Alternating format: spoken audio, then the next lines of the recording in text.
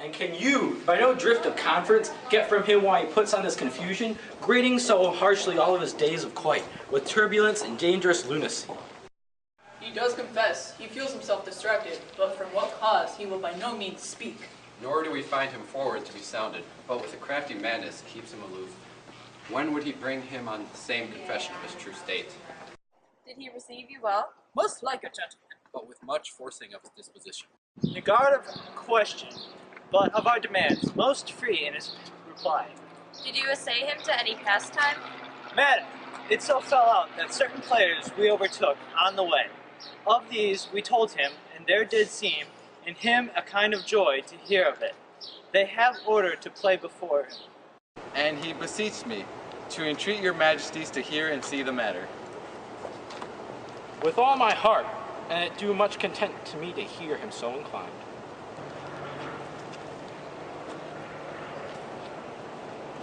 Sweet Gertrude, leave us too. I shall obey you. Ophelia, I do wish that your good beauties be the happy cause of Hamlet's wildness. So shall I hope your virtues will bring him to his wonted way again. Madam, I shall obey you. Ophelia, walk you here. Read of this book, that show of such an exercise may color your loneliness. We are oft to blame for this. 'Tis too much proved that with devotion, besiege, and pious action we do sugar over the devil himself. Oh, 'tis true.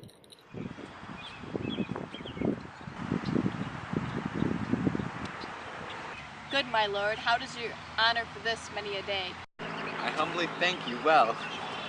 My lord, I have remembrances of yours that I long to redeliver. I pray you now, receive them. No, not I. Never have I given you aught. My honored lord, you know right well you did, and with them words of sweet breath composed, as made them also rich. Haha, are you honest? My lord! Are you fair? What means your lordship? That if you be honest and fair, honesty should admit no discourse to your beauty. Could beauty, my lord, have better commerce than with honesty? Aye, truly, for the power of honesty could turn beauty a bawd. This was a time a paradox, but now time gives it truth. I did love you once. Indeed, my lord, you made me believe so. You should not have believed me, for I loved you not. I was the more deceived. Get thee to a nunnery. Why wouldst thou be a breeder of sinners? I myself am indifferent. I am proud, revengeful, ambitious, with more offenses at my beck. Go thy now to a nunnery. Where is thy father? At home, my lord. Let the door shut upon him. Let him play a fool nowhere else but in his own home. Farewell. Oh, help him, you sweet heavens! If thou dost marry, marry a fool, for wise men know what monsters you make of them. Get thee to a nunnery, and quickly.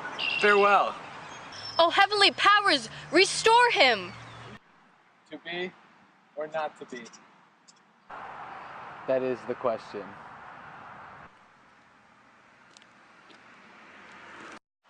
Whether 'tis nobler in the mind to suffer, or to take arms against the sea of troubles, and by opposing, end them. To die, to sleep. And to sleep is to say we end the heartache. And 1,000 natural shocks that flesh is heir to. 'Tis a consummation devoutly to be wished. To die, to sleep, perchance to dream. Aye, there's the rub. For in that sleep of death, what dreams may come. For when we are shuffled off this mortal coil, must give us pause. There's the respect that makes calamity of a long life.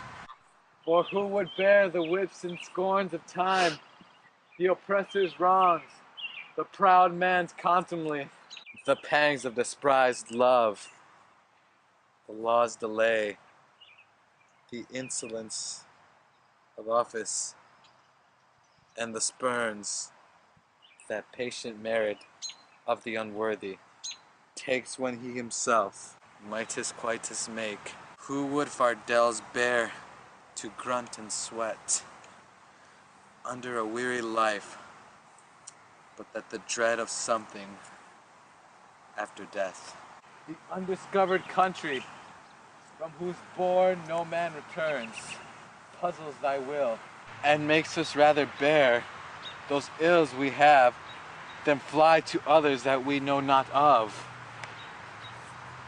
Thus conscience does make cowards of us. The native hue of resolution is sickled over with the pale cast of thought, and enterprises of great pitch and monument with disregard their currents turn awry, and lose the name of action.